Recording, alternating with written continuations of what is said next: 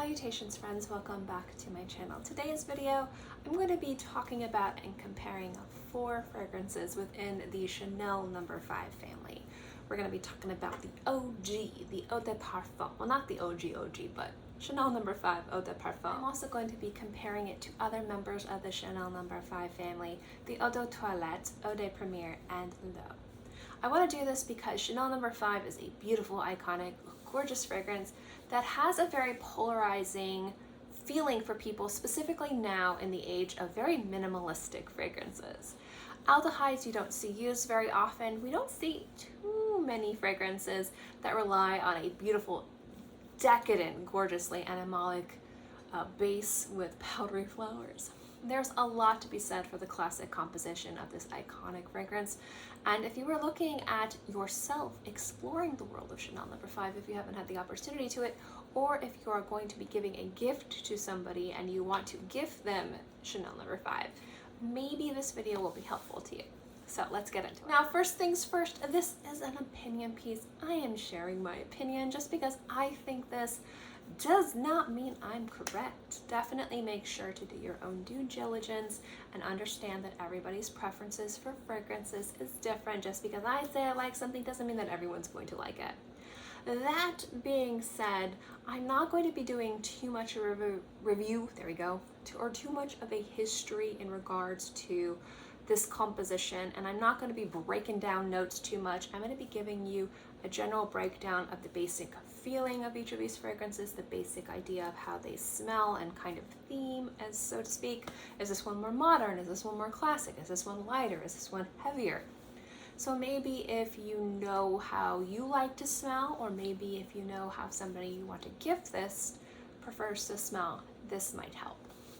Now, it's safe to say that Chanel No5 is one of the most, if not the most, iconic classic fragrances in perfumery. It has really set the stage specifically for designer and luxury fragrances as being a status symbol, as kind of paving the way for a lot of other fragrances and fragrance houses.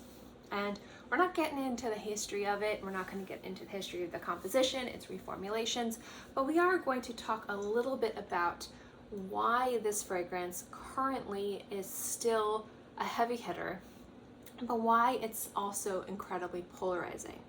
Now, I'm not going to be talking about Chanel No5 in any other way other than the 4 fragrances mentioned. So if you have any questions about other formulations or other versions, these are all the most modern formulations of these fragrances, and just the Eau de Parfum version of Chanel No5, the Eau De Toilette, as well as L'eau and Eau Premiere.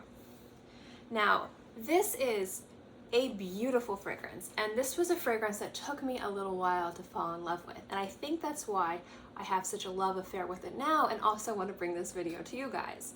Now, Chanel No5 is definitely one of those fragrances that has made a real impact on people.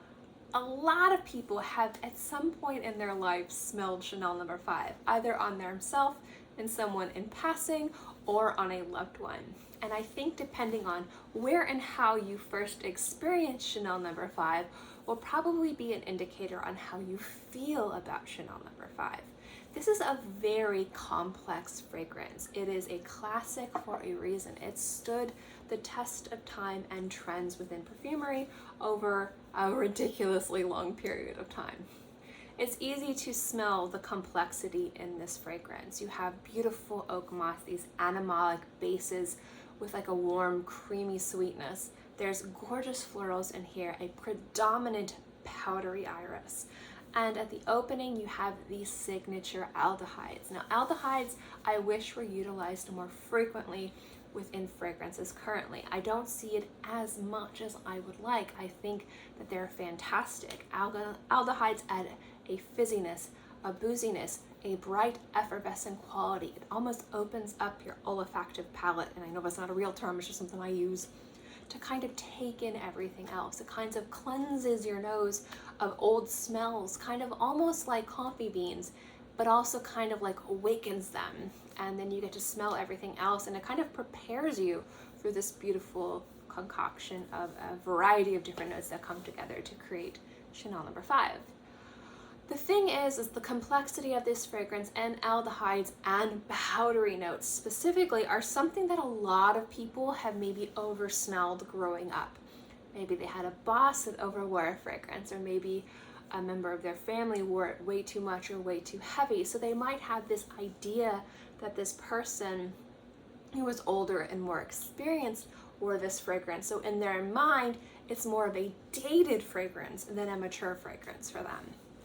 And a lot of times too, when we look at trends in perfumery, we're also looking at what the masses enjoy. And so we've seen recently, I'd say within the last 20 to 25 years, probably and most definitely a more emphasis on brighter, fresher aquatics have been huge, on top of, instead of aldehydes, just really focusing on citruses, like a blend of lemon, lime, grapefruit, bergamot, maybe if a house is being daring, some green mandarins in the mix, or different types of citruses to mimic that bright, beautiful opening that we see in fragrances like Chanel No. 5.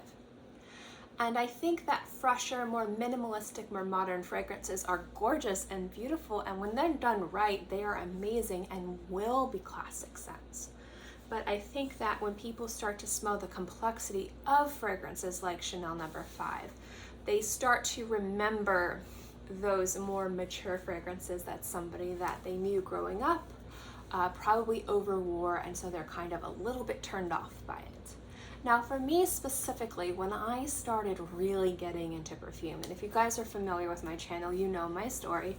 I was bullied growing up pretty much until high school. High school got a little bit easier, but also got really hard.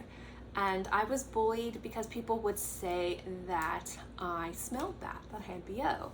And the thing is, I didn't. I know I didn't. I showered in the morning and at night. I kept deodorant on me. I had body mist and perfumes with me and lotions. I know I didn't smell, but that's just the way people bullied me, because they kind of knew that me smelling good was something that was really important to me. So growing up, I attributed to me smelling good to, and like kind of having a confidence boost initially with fragrances like Elizabeth Arden Green Tea and Clinique Happy and those very popular body mists from the 90s from the Bath and Body Works or the Body Shop, or I forget which place it was that had cucumber melon. And when I started my first job, it was at a place that was similar to Sephora or Ulta, but it's more of a European brand. There was a few stores peppered into the States, Douglas Cosmetics, and I was hired to be a cashier and the fragrance girl. And I started to explore fragrances more. It was something I was very interested in, something I was deeply had a confidence in smelling good. It was something that was really important to me. And I remember smelling Chanel No. 5 and thinking, oh boy, this is a little too much for me, because I always attributed fresh citruses, soft green teas, powders and fruits, for me was at that time confidence inducing, confidence building. And so Chanel No. 5, it wasn't that I had a negative or an overpowering experience with maybe like an aunt or a grandma or a mom or a boss or a teacher over wearing this fragrance, so people are just kind of like have it in their head that this is what somebody much older and much more mature than them wears. For me, it was a completely different composition, and it took me a while to be able to appreciate it. But I started to appreciate more fragrances. In fact, one of the first fragrances I wanted to buy was actually Green Irish Tweed, but I ended up buying Dolce & Gabbana Light Blue. I started to love those more classic compositions, those mature beauties. And then kind of when I fell in love with Chanel No. 5, I mean, like everything kind of opened the doors to liking a lot of different things. So Chanel No. 5 for a lot of people isn't just the smell of the fragrance, it is such a classic, iconic scent. A lot of people have real world experience and real world like scent memories associated with this fragrance. And so for some people, it's just not how they want to smell. Not that it smells bad, but not how they want to smell. And that's why I really like the flankers, because it has the same beauty and timeless classic just sophistication of Chanel No. 5, but each of them are slightly different, and maybe you will find your Chanel No. 5 out of one of these additional fragrances. So I would say Chanel No. 5 is not a dated fragrance, but a mature fragrance. I would say that Chanel No. 5 is not hard to wear, but it is a complex composition, and it has things, characteristics and qualities of it that people tend to shy away from currently. It's hard to fall in love with powdery fragrances that also are green, animalic, and have aldehydes. Those are definitely conflicting notes for people, and when they smell it, especially if they're into more modern perfumery, more kind of youthful designer compositions, more flowers, more musks, more fruits and florals, and this combination of fragrances can be overwhelming. It's unfamiliar. Once you get familiar with it, you really start to appreciate it, or at least I can understand people starting to appreciate it. So I would say the most offensive part of Chanel No. 5 has to do, not that it's offensive, but that the composition of this definitely plays on aldehydes, which people can find to be too soapy, too harsh to understand, too sharp, and powdery florals. And powdery is a thing that people either love or they just like, they shriek away from it, like just like start screaming and crawling into a cave. And I don't think that there's anything wrong with not liking aldehydes and not liking powdery florals. I will say one thing, that if you do not like aldehydes, none of these fragrances is going to be for you. In fact, what I really love is that each of these fragrances really stays true to that beautiful, fizzy, aldehydic opening that Chanel No. 5 has. Each of these definitely has that in different intensities. So if you do not like aldehydes, I do not think this fragrance is for you. And that is a telemarketer, I'm sorry. So now we're gonna go into Chanel No. 5, the Eau De Toilette. This is a beautiful companion to Chanel No. 5. You do not need to own all of these. You could own just one, you could own none. You could buy different variations and different formulations and different vintages, whichever. But what I like about Chanel No. 5, the Eau De Toilette, is this is basically a great idea, a great example of taking an eau de parfum and slightly changing it and tweaking it, and not just making it a watered down version for an eau de toilette. The Eau De Toilette to me is gorgeous and timeless.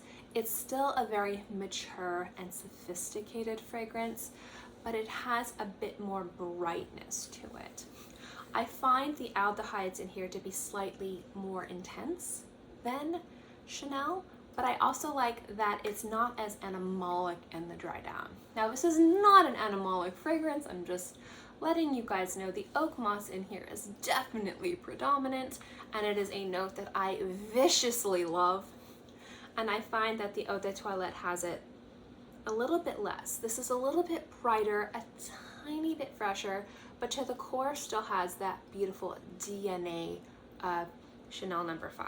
I would say the biggest difference, if you were going to choose between these two, has less to do with smell and more to do with the environment where you live. Eau de toilettes and eau de parfums, especially if they're the same fragrance but different concentrations, should have slightly different variations in the formula to make them smell better. It's not just dumbing it down or watering it down to make the eau de toilette, or just amping it up or adding more fragrance oil for the eau de parfum. There does have to be formula and composition tweaks to make them successful. But to the core, both of these smell like Chanel No. 5.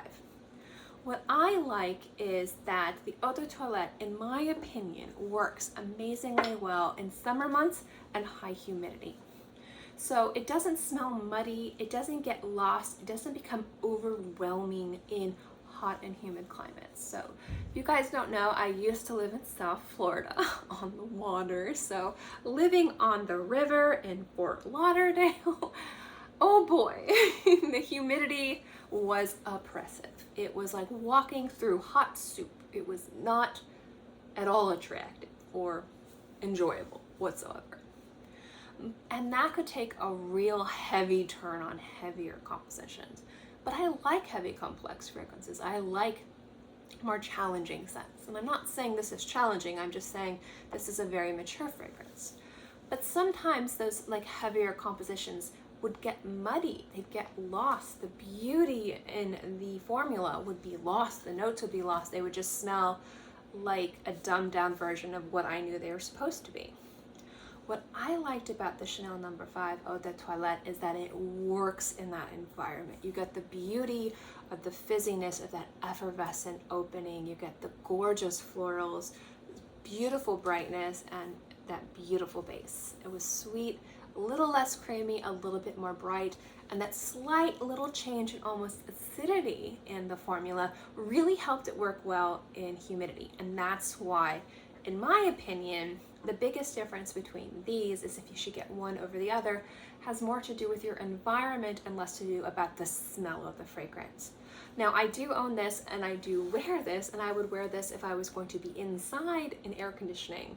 But if I was going to go outside or do some shopping or be around town, I would prefer to wear the Eau De Toilette. Now, I added this to my collection a little bit more recently, but I did have a travel size atomizer of this for a while and a few decants. So I have been wearing this for a very long time. So I definitely can tell you I have IRL experience with both. And for me, the biggest difference between those two has to do with more about the environment, about where you live in regards to climate, and less to do about smell. But the biggest difference with smell to me has more to do with a brightness to the Eau De Toilette rather than that kind of rich, creamy, floral, powdery, just DNA of the original, or not the original, but the Eau de Parfum. Next up, we're going to compare these two, and I don't need to talk about these individually. I am going to talk about these together, and you will hear a cat screaming. Please forgive me if you are new to my channel. I am not known for my production quality. Now, these are both released more recently than Chanel No. 5. And a lot of people definitely sing these praises, and other people have real opinions of them. And I find that to be true with just about any major release from a designer house. But Chanel No. 5 specifically has, people have been wearing this their entire life. So people's loved ones have been wearing it their entire life. I mean, there's real experience with this scent. So my favorite, personal favorite of the four to wear is L'eau. I like that this is a fresh, more modern take on a literal translation of Chanel No. 5. If you want a more wearable, less offensive version of Chanel No. 5, go with Eau Premiere. Now, I'm not saying offensive, but what I'm saying is going back to what makes this fragrance hard to wear for some people, more challenging for people. Again, we're going back to the aldehydes, we're going back to the kind of resinous, almost animalic, oak mossy, bitter green base with beautiful florals, but powder. And all of those three things together, just for some people, they just can't quite understand it. And that doesn't mean that you don't understand it. It just means you prefer more maybe fresher, modern fragrances, which still take a lot of creativity, a lot of talent, and a lot of ingenuity to create, especially something where you're creating a new composition in and of itself.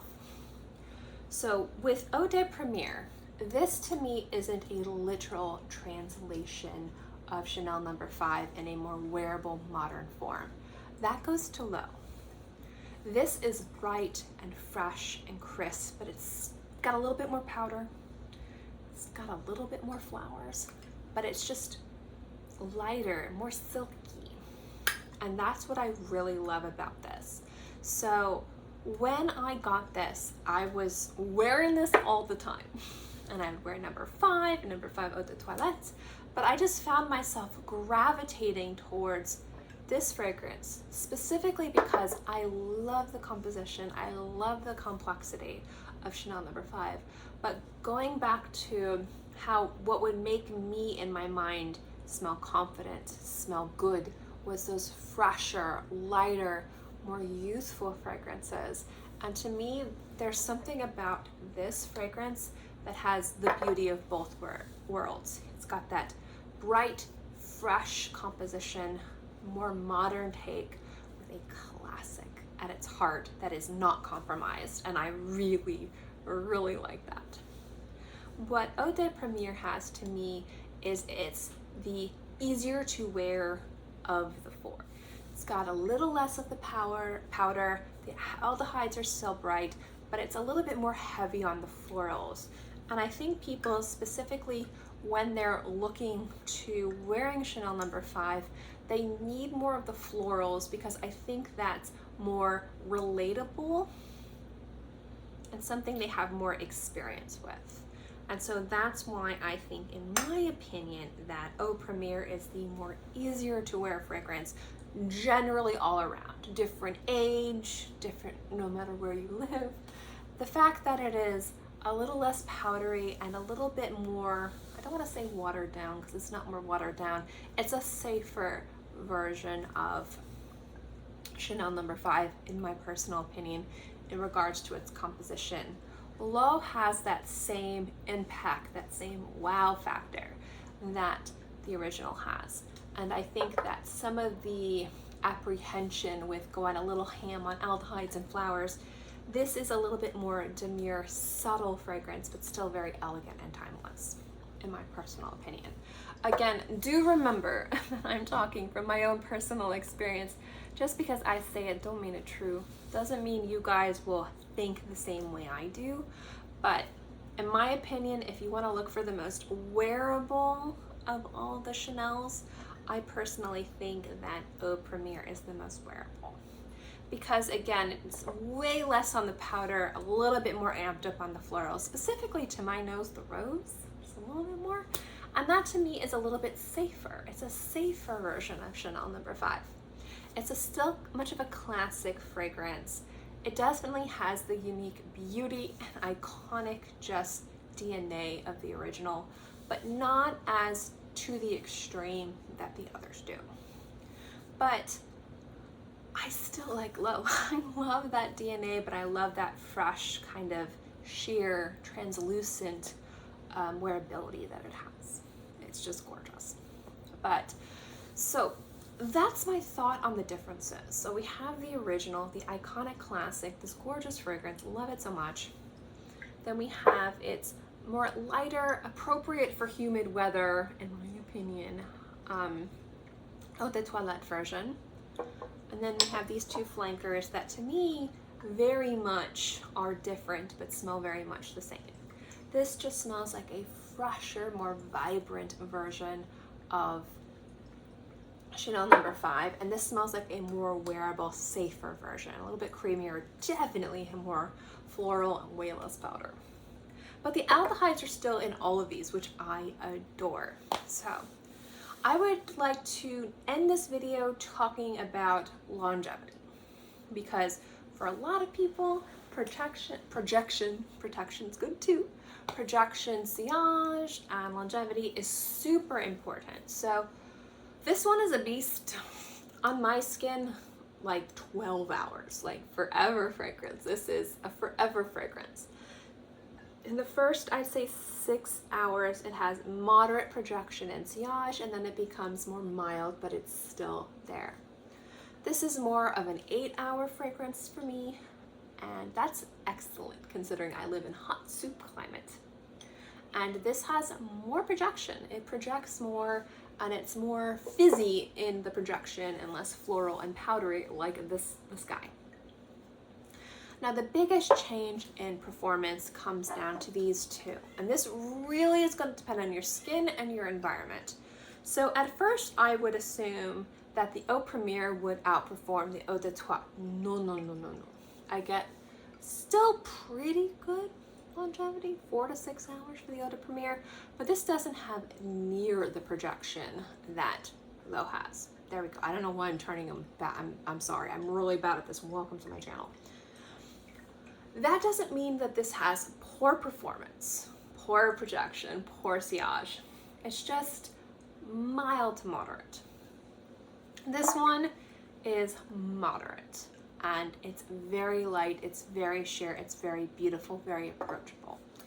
So if performance is a big indicator for you, if you have to have a fragrance that lasts at least 8 hours, I would probably stick for the lighter version of Chanel No. 5 rather than the other two, because the other two are about 6 to 8 hours depending on where you live, but I definitely get 8 hours out of the Eau De Toilette. So if that is important to you, then that's just my recommendation. All of these have at least the first few hours moderate projection. So you will be able to pick these up, and I have been using social distancing as an indicator of projection. If somebody is social distancing from you about 6 feet, they will be able to smell these. Maybe not super like strong, but they'll be able to pick up a whiff of this. So if that's important to you, all of these do that too. At the end of the day, these are iconic fragrances. I don't need to review these fragrances for you, but I will make a recommendation. If you want the best reviews on Chanel fragrances, check out Super Dacob's channel. I adore his channel. I viciously consume his videos. He is probably the most eloquent and the most versed on the history and beauty of Chanel fragrances, on top of just having just an eloquence to describing these fragrances. This is not a review video. This is just me sharing my opinions on these 4 fragrances. But if you truly want an experience with Chanel, if you want a good solid review on these scents, a good solid indication on which one's the best for you, check out Super Dacob's channel. He's just the best resource for that. But I did think it would be fun to sit down and talk about these 4 fragrances with you guys, and I've been meaning to do this for a while. And since this is my scent of the day, I thought, why not today? So that's why this is a very casual sit down chit chat video.